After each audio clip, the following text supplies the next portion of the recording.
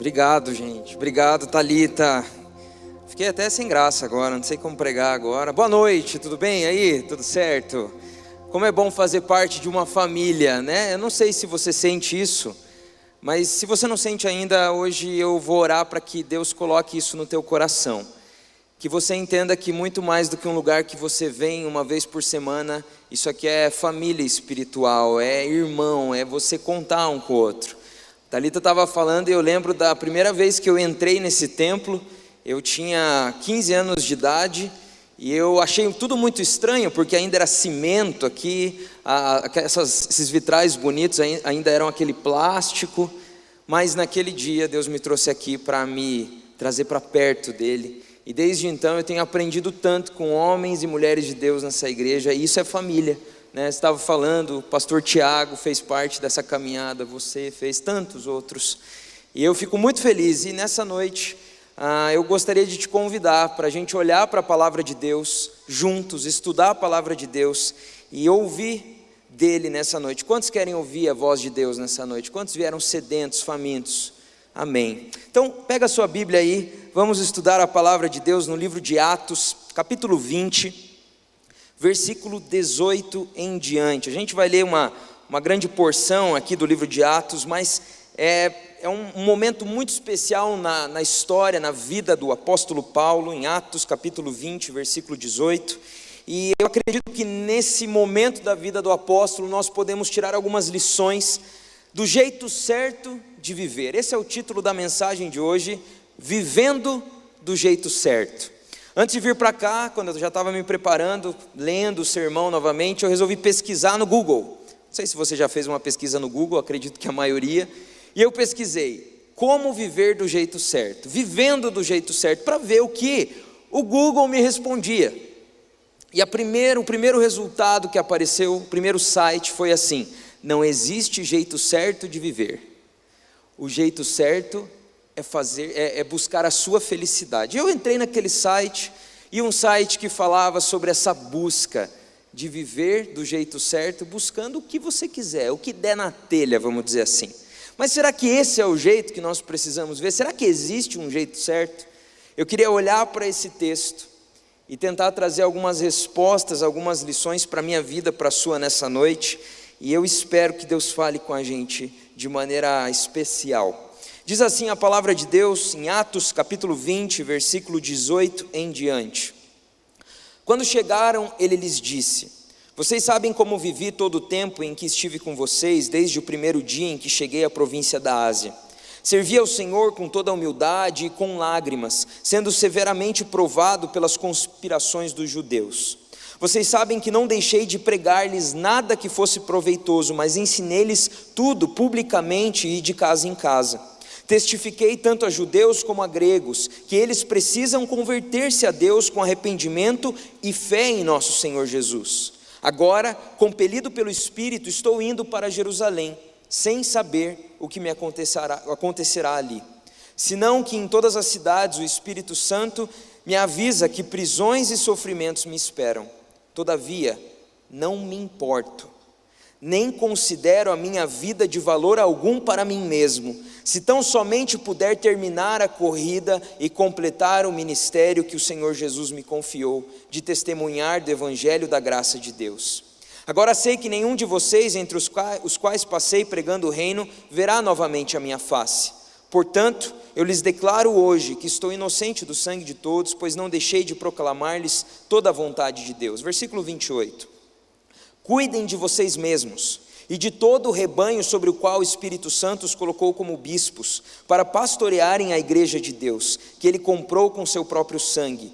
Sei que depois da minha partida, lobos ferozes penetrarão no meio de vocês e não pouparão o rebanho.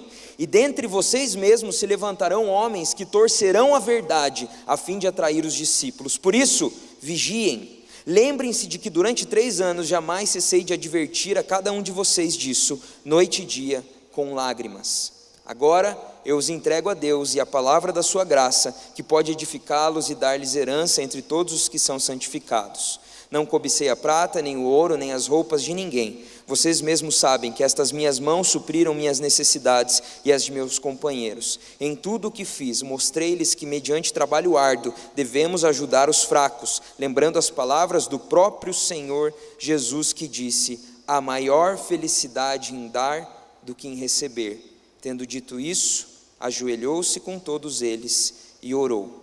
Todos choraram muito e, abraçando-o, o beijavam. Esse é um momento muito intenso na vida do apóstolo Paulo, muito importante, muito impactante, porque é uma despedida. Eu não sei se você já se despediu de alguém, eu não sei se você já teve que levar alguém para fazer uma longa viagem, mas despedidas mexem com a gente. É interessante perceber o que o apóstolo Paulo destaca nessa despedida.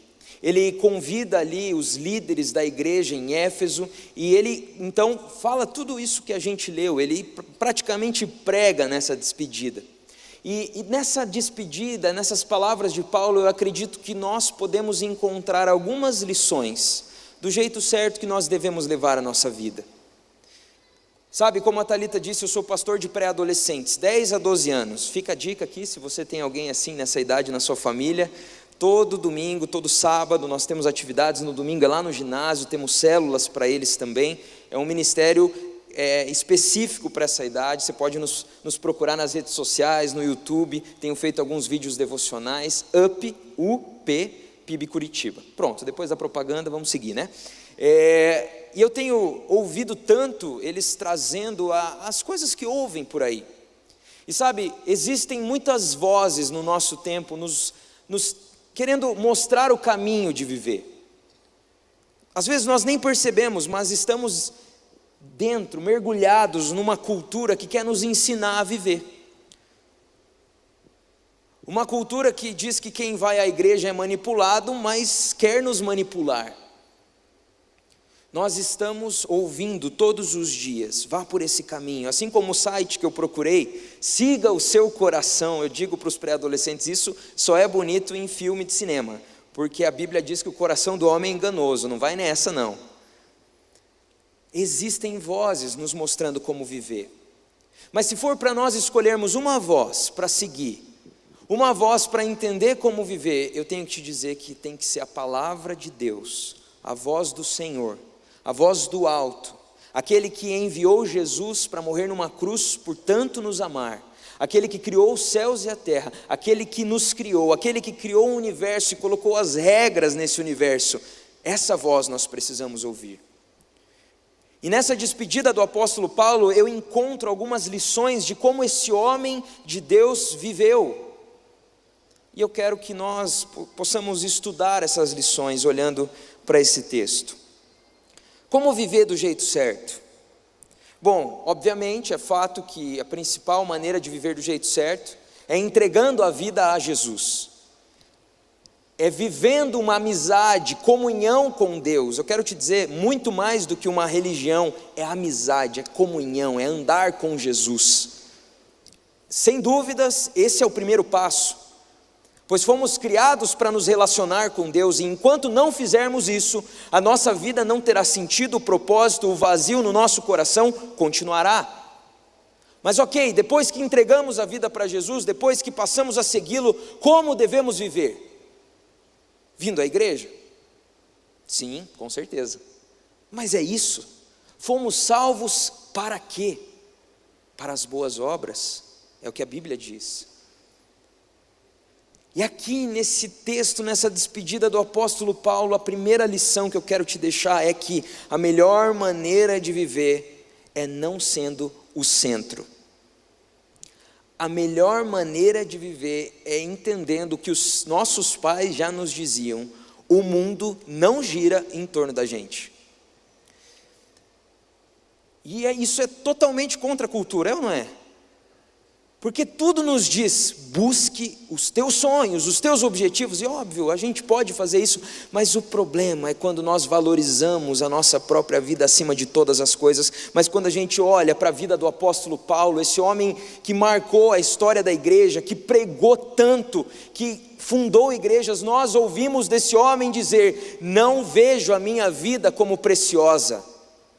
se eu não cumprir a missão que me foi deixada por Jesus?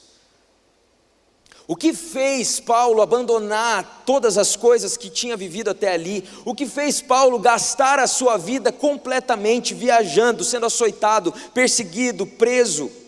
O que fez Paulo entregar a vida até o fim? Nós só entregamos tudo quando encontramos algo que tem mais valor do que a nossa própria vida. Algo só diminui de valor quando encontramos algo que tem mais valor. O que tem mais valor que a nossa própria vida? O que tem mais valor que a vida de Paulo? Naquela estrada, quando Paulo estava viajando para perseguir cristãos, ele teve um encontro com Jesus. E ele entendeu que até ali ele estava vivendo à toa. Ele entendeu que a partir dali, a vida dele seria para glorificar a Deus. Esse homem que era um religioso, ele era um homem religioso, ele estudava, ele era zeloso com os ritos, mas ele vivia uma religião, e entenda, quando eu falo religião, eu não estou criticando a religião cristã, temos uma religião, mas quando eu falo religião, a religião vazia, quando é só para me fazer bem. Paulo entendeu que a religião que ele tinha vivido até ali era uma religião autocentrada, era para ele se sentir melhor, era para ele ser exaltado, mas quando ele tem um encontro com Jesus, ele começa a perceber que não era nada sobre ele, era sobre Jesus. Quando ele encontrou Jesus, é como a parábola do tesouro escondido que o próprio Jesus nos conta. Quando o homem encontra um tesouro escondido, ele vende tudo que tem para comprar aquele terreno, aquele campo, para conseguir o tesouro. Quando nós encontramos a Jesus, entenda isso, nós entendemos que a nossa vida não tem mais tanto valor. E quando eu digo isso, eu não estou falando que a gente espera que a vida acabe, que a gente não gosta mais de viver. É que a gente não se coloca mais em primeiro lugar. É que a gente começa a entender que nós só vivemos para Deus. Lembro que o pastor Pascoal, quando ele estava falando sobre aquele trecho dos evangelhos sobre a videira, e Jesus vai dizer que ele é a videira verdadeira. Eu lembro que o pastor Pascoal trouxe uma foto, de uma videira, e ele falou que os galhos daquela videira, se não estiverem ligados à árvore, ligados à videira, eles não servem para nada. E ele mostrou, eram aqueles galhos secos, fininhos, só serve para ser queimado, a própria Bíblia vai dizer. Quando nós entendemos quem Jesus é, nós entendemos que a nossa vida só tem sentido, só tem propósito, só faz sentido real se estivermos ligados a Ele. Paulo tinha entendido isso. Paulo tinha entendido que a vida dele não era tão preciosa assim.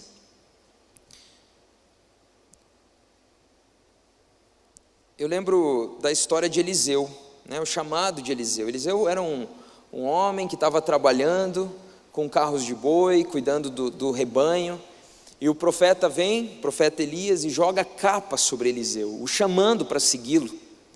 E a Bíblia diz que ele só pede para ir se despedir, se despede, queima as carroças, faz um churrasco para se despedir e vai embora.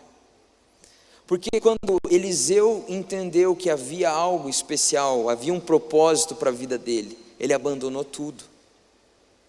A gente vê isso na vida dos discípulos, que quando Jesus os chama, eles abandonam e vão. Então, quando temos um encontro com Jesus, não dá para ficar vivendo mais do mesmo jeito. Nós temos que sair do centro. Devemos nos guardar das ambições desse tempo, ambições vazias de só acumular, só ter cada vez mais. Ter para quê? Só faz sentido ter se for para compartilhar. Nos guardar da vaidade, da idolatria do conforto. A nossa cultura, a sociedade, a maneira que a gente vive, ela idolatra o conforto, meus irmãos. Tanto é que se um dia Deus chamar um pré-adolescente, o seu filho, a sua filha, para ser missionário, você está pronto para enviá-lo?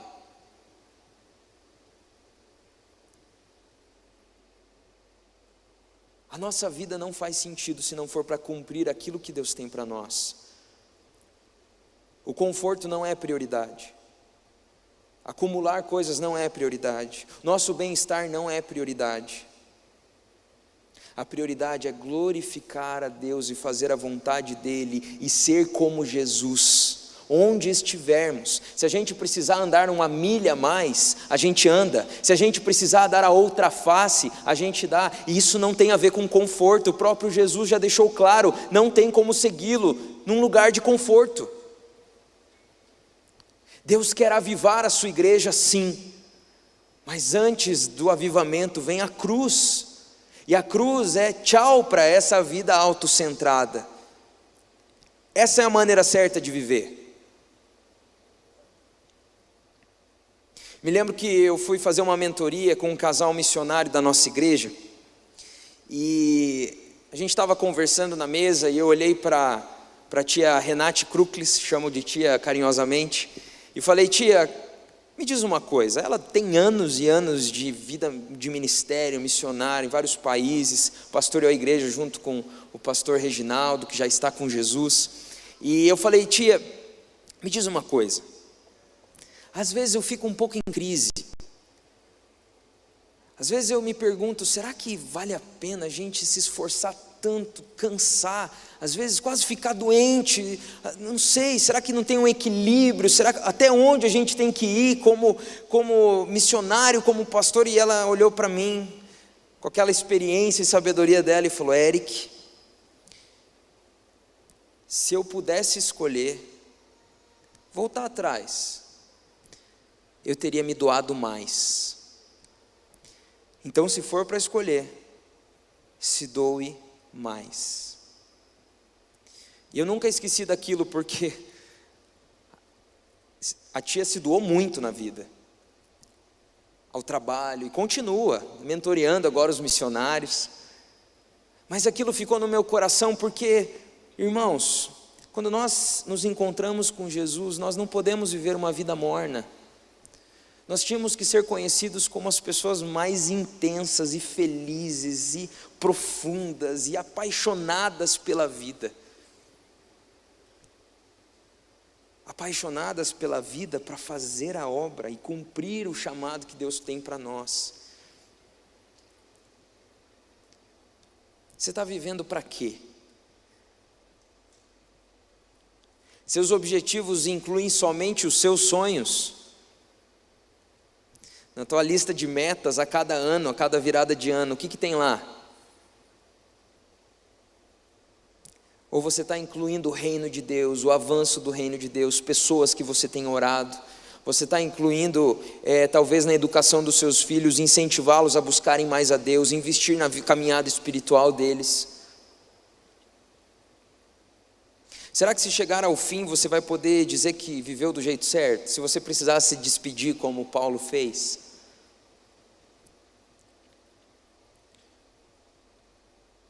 Uma vida que não é autocentrada. Esse é o jeito certo de viver como alguém que segue a Jesus. Mas a segunda lição que eu percebo que Paulo deixa em seu discurso é sobre esse cuidado ao próximo, como igreja. Olha só o versículo 28, né? Ele vai dizer: cuidem de vocês mesmos e de todo o rebanho sobre o qual o Espírito Santo os colocou como bispos, para pastorearem a igreja de Deus que ele comprou com seu próprio sangue.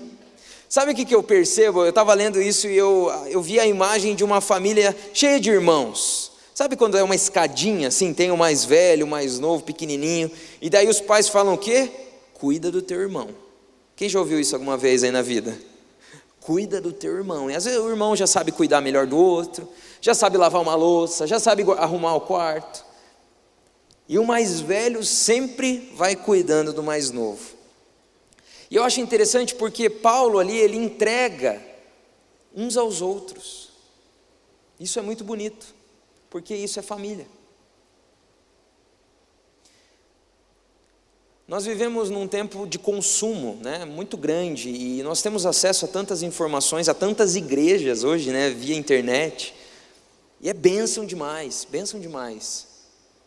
Mas nós não podemos agregar esse valor de buffet, de consumo para a nossa vida na igreja. Você precisa ter um compromisso com a igreja local. Você precisa ter um compromisso com a família, porque igreja não é um lugar que se vai, igreja é ser igreja. Nós somos igreja. Eu falo assim para os pré-adolescentes: se a gente se reunir na Praça do Japão, vai ser a igreja na Praça do Japão. Se a gente se reunir na praça de alimentação do shopping, vai ser a igreja reunida na praça de alimentação do shopping, porque não é o lugar, ainda que seja muito bonito esse lugar que a gente se reúne. Mas é família espiritual. Uma grande família, mas é família. Quantas vezes eu vivi isso? Lembro quando eu estava começando o ministério de pré-adolescentes, eu reuni alguns pré-adolescentes para liderarem as primeiras células. Então eu estava treinando eles para liderarem essas células, e a gente um dia combinou que ia fazer um lanche, e a gente fez o lanche, e daí a gente percebeu que uma das meninas não tinha comido o bolo, e daí a gente descobriu que ela tinha lá uma alergia a um determinado tipo de alimento. Ok, semana seguinte, vamos fazer o lanche de novo, vamos. Levaram um bolo, e a menina lá, e eu, pastor, coloquei a mão na cabeça e falei: que pastor horrível que eu sou. Trouxe bolo e esqueci da menina que não pode comer. Mas daí, um menino de 10 anos que estava no grupo, levantou, abriu a mochila, pegou um saquinho de biscoito, assim, de salgadinho, levou até a menina e falou: ó, isso aqui você pode comer. Ele tinha lembrado, tinha provavelmente comentado com os pais foram lá, compraram o alimento que não ia atrapalhar ela ali na alergia, e ela lanchou junto com a gente, não comeu o bolo, mas comeu alguma coisa. Naquele dia eu lembrei o que é igreja. Cuidado. Igreja também é suportar os outros em amor, e suportar também tem a ver com aguentar os defeitos uns dos outros. Na tua família não tem defeitos, eu sei, tá? Mas na família espiritual a gente tem defeitos. Mas é maravilhoso, porque aqui eu vejo pessoas tão diferentes. É maravilhoso, eu gosto tanto do Nataleluia, né? Eu atuava no Nataleluia, a adolescência inteira eu atuei no Nataleluia, eu amava, porque eu via tantas pessoas diferentes, com dons diferentes, idades diferentes, pessoas que eu não conhecia, com um único objetivo. Isso é igreja. Isso é igreja. E ali Paulo está falando: olha, não pensem só em vocês, cuidem uns dos outros. E esse é um ótimo exercício para viver essa vida que não é autocentrada. Quando a gente pensa no outro, a gente até esquece do que a gente está passando. Me lembro de uma situação recente que um grande amigo meu, estava num momento difícil, mas eu naquele dia tinha acordado desanimado. Sabe aquele dia que você acorda assim, querendo ficar um pouco mais na cama, querendo levar o dia mais devagar, falta energia? Só eu tenho dias assim? Acho que só, né? Desculpa. E daí eu lembro que ele me mandou uma mensagem, e eu falei: puxa, eu sabia que eu precisava ir. E eu fui ajudá-lo, apoiá-lo. E depois eu cheguei em casa, no fim daquele dia, eu percebi que eu estava melhor, que eu não tinha nem lembrado do que eu estava sentindo. Porque nós fomos criados não para ficar pensando tanto na gente, sabe? Deus nos criou para servir. Isso é família, por exemplo. Família é uma invenção de Deus, não é? E qual é o melhor jeito de uma família funcionar? Um servindo o outro. Se cada um ficar buscando o seu próprio interesse, olha, não vai dar boa. Agora, quando um serve o outro, é incrível. Porque nós não fomos criados para ficar olhando para a gente. Eu gosto muito de uma explicação que o pastor Douglas Gonçalves dá. Ele fala assim: quem inventou o espelho, a selfie, foi o ser humano. Porque só existe uma pessoa aqui nesse auditório que eu não consigo ver o rosto. Eu mesmo. A não ser que eu olhe para lá, né? Eu vejo de lado. Porque eu fui feito para olhar para você. E você olhar para mim. Está entendendo o que é a igreja? E quando a gente começa a viver isso, eu vou dizer algo aqui, que você só vai conseguir viver experimentando, tá? Mas é uma liberdade. Quando a gente começa a servir o próximo, quando a gente pensa no outro, quando a gente se doa, quando a gente anda uma milha a mais, quando a gente se preocupa, quando a gente dá uma carona um pouco mais longa, é libertador, parece que você encontra o seu lugar. A maior mentira que nós acreditamos é que nós precisamos buscar os nossos próprios interesses. Mas a única maneira de combater uma mentira é com uma verdade. E a verdade do reino de Deus é: ame o seu próximo. Lembra da parábola do samaritano, do bom samaritano? Se arriscou, pegou lá o homem que havia sido assaltado, levou até a estalagem, pagou do seu dinheiro. Jesus nos deixa isso. Paulo, naquela despedida, ele fala que a sua vida não era preciosa, senão anunciar e cumprir a missão. E depois ele olha para aquela igreja e fala: cuidem uns dos outros. Imagina o coração, ele não ia ver mais aquele povo que ele amava tanto, e ele olha e fala: por favor, cuidem uns dos outros, porque eu sei que vão surgir lobos ferozes no meio do rebanho, vão vir mentiras. Paulo estava certo. Quantas mentiras no nosso tempo, quantas distorções da palavra, da vida com Deus. Paulo olha e faz um apelo: cuidem uns dos outros. E deixa eu te falar, esse apelo é até hoje. Igreja não é um lugar que a gente vem, igreja é ser. E eu quero te convidar, se Deus está falando contigo hoje, a andar um pouco mais, ajustar a sua agenda e incluir aí um discipulado para você discipular alguém. Ou se você não é batizado ainda e já está vindo na igreja, já ama Jesus, vamos lá se comprometer com essa igreja, com essa família. Quero te desafiar a servir no ministério também. Quantos ministérios da nossa igreja acontecendo? Ministério infantil precisa de voluntários, Ministério UP precisa de voluntários, tantos outros que você pode se envolver. Temos a nossa casa de oração, nós temos o sonho de termos todos os dias, 24 horas aqui, turnos de oração, buscando a Deus, orando pela cidade, orando pelas pessoas aqui. Você pode doar 1 hora da sua semana aqui, é só procurar aí a liderança, pesquisar lá no site, nas redes sociais, você pode fazer parte. Mas o que eu vim falar aqui é: não dá para a gente viver a igreja sem fazer parte, sem se doar, sem caminhar com alguém, sem ensinar alguém. O meu maior sonho é ver pré-adolescentes saindo do UP e discipulando pessoas. Imagina que alegria. Saber que eles estão dando frutos.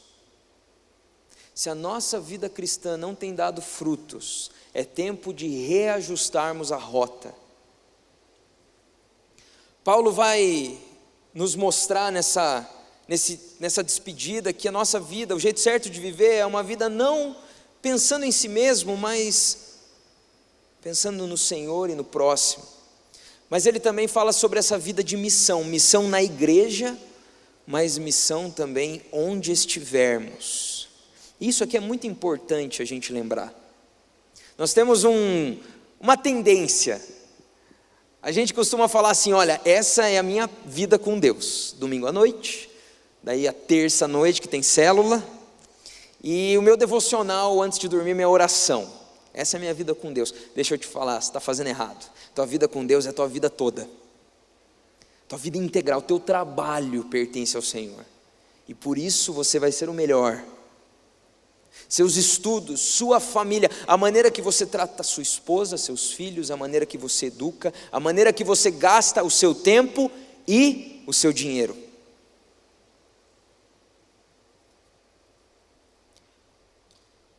A nossa vida por completo tem que mostrar o que é o mais importante. Onde gastamos energia? Isaías 55 vai trazer uma mensagem de Deus para o povo de Israel. E eu acho muito interessante, a gente tem falado sobre esse texto nos cultos da UAN, na série Tá na Mesa. Ali Deus convida o povo para um banquete. Mas é interessante que o profeta vai dizer assim: por que vocês gastam dinheiro com o que não é comida? Ou seja, porque vocês estão gastando a vida com aquilo que não satisfaz? Meus irmãos, se a sua vida com Jesus for só a vinda para a PIB nos momentos de culto, é tão pouco, você está perdendo a fonte inesgotável de satisfação, alegria, esperança, amor que é o nosso Deus. Não desperdice isso, não desperdice sua vida.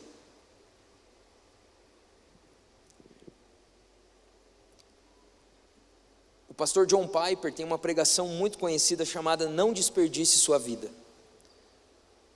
E ele fala sobre esse sonho que muitas vezes nós temos do conforto, de nós ficarmos sempre pensando nas férias, pensando na aposentadoria. E mais uma vez eu falo do pastor Reginaldo Kruklis, porque não tem como não lembrar do que ele disse para mim, para o Luizinho, para o Luiz Carlos e para o pastor Pedrinho. O pastor Reginaldo já estava de cama há um tempo, com uma doença que o levou para Jesus, e ele estava naquela cama e ele olhava para a gente e ele falava: eu pedi ao Senhor que Ele me levasse com botas de batalha. Eu pedi ao Senhor que até o último minuto da minha vida eu tivesse cumprindo o que Ele me chamou para fazer.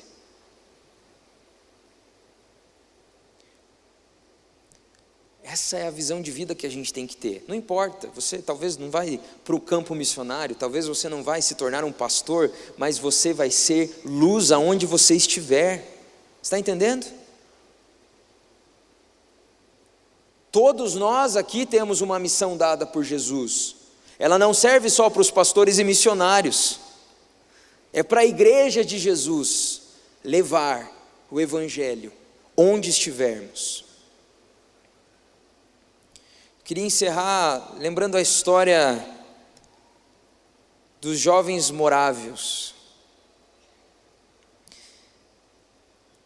Esses jovens, eles participaram de um grande avivamento, anos e anos de oração sem parar. Deus avivou aquele povo, e conta a história que 2 jovens de mais ou menos 20 anos ficaram sabendo de uma ilha, onde um senhor de escravos morava com seus escravos, mais ou menos 200 escravos, e eles falaram: precisamos ir para lá, precisamos falar de Jesus, precisamos mostrar que eles não precisam mais ter medo, como nós cantamos aqui, precisamos gastar a nossa vida para que esses homens e mulheres conheçam a Jesus como nós conhecemos. E então eles vão conversar com aquele dono de escravos, e o dono de escravos diz, era um ateu. Ele fala: vocês não vão vir aqui contar essas histórias para os meus escravos, vocês não podem ficar aqui. E então eles voltam desanimados, porque aquilo era como um fogo no peito deles, que não dava descanso. Eles tinham que anunciar o evangelho, e é esse fogo que precisa ter nos nossos corações, meus irmãos. A gente não pode se acomodar, não podemos nos acomodar. E então eles voltam a conversar naquela ilha. Eles chegam e falam assim: olha, nós temos uma proposta. Nós queremos nos vender como escravos. 2 jovens de 20 anos fazendo essa proposta. Nós queremos, se nós viermos como escravos, o Senhor nos aceita aqui? E aquele homem diz: ok, a decisão é de vocês, mas eu não vou pagar nada de vinda, de viagem de navio, vocês se virem. E a história conta que aqueles 2 jovens juntaram o dinheiro que tinham, todo o dinheiro que tinham, compraram as passagens, e na praia, se despedindo da sua família ali, pois sabiam que nunca mais iam se ver, se tornariam escravos, se despediram, entraram no navio. E a história conta que quando o navio tomou certa distância, eles 2 se abraçaram e gritaram suas últimas palavras que foram ouvidas: que o cordeiro que foi imolado receba a recompensa do seu sofrimento. Que o cordeiro que foi imolado receba a recompensa do seu sofrimento. Aqueles jovens entenderam que a vida deles não era preciosa se não fosse para cumprir. Se não fosse para cumprir o que Jesus nos pediu. Nessa noite eu estou aqui para te dizer, você pode ter sonhos, você pode ter objetivos, você pode batalhar por eles. Isso é bênção. Deus se importa, Deus cuida e vai abençoar seus planos. Mas existe um nível de entrega mais profunda que nos faz experimentar mais propósito na nossa vida. Existe um entendimento que Deus nos dá de que descansar, a gente vai descansar no céu. Existe um entendimento de que é muito importante o que a gente faz nesse tempo, mas muito mais é como a gente vai viver a eternidade. Porque 80 anos nessa terra não são nada comparados a milhares e milhares na eternidade, se nós cremos no que dizemos que cremos. Nessa noite, olhando para a história de Paulo, para essa despedida, Deus colocou no meu coração muito forte que era para eu pregar sobre esse texto. Porque Deus está chamando a sua igreja a lembrar do seu chamado. Deus está chamando pessoas aqui a se lembrarem do dia que foram resgatadas por Jesus. Talvez há pouco tempo, talvez há muito tempo. Deus está oferecendo uma vida muito mais completa do que a que você tem vivido. E eu acredito de todo o meu coração no que eu estou falando, porque cada vez que eu consigo ir um pouquinho mais nisso, porque eu também não estou lá, eu vivo uma vida muito mais satisfatória, muito mais feliz com Jesus. Eu não vim aqui falar de algo que eu não acredito, eu vim falar de algo que eu estou buscando viver. E nessa noite eu quero te convidar a viver isso junto comigo, porque vocês são minha família também. E o meu desejo é que a nossa igreja seja conhecida por ser uma igreja que se doa. Uma igreja que não tem problema em colocar na agenda um discipulado. Uma igreja que não tem problema em se levantar para apoiar um missionário que está indo para longe. Vocês estão entendendo? Nós somos o povo de Deus. Nós precisamos fazer a diferença onde estamos, e essa diferença só vem através de uma vida intensa, gasta até o último fôlego. Se um dia você entregou a vida para Jesus, foi isso que você fez.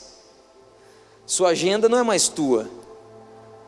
Seus dias, o seu dinheiro, o que você faz não pertence mais a você se você entregou a vida para Jesus. Agora, se você está aqui nessa noite e nunca fez um compromisso com Jesus, talvez você está visitando essa igreja como uma última chance que você está dando. Eu quero te dizer que existe uma alternativa. Existem muitas opções ditas aí fora, mas só existe um caminho, uma verdade que leva à vida.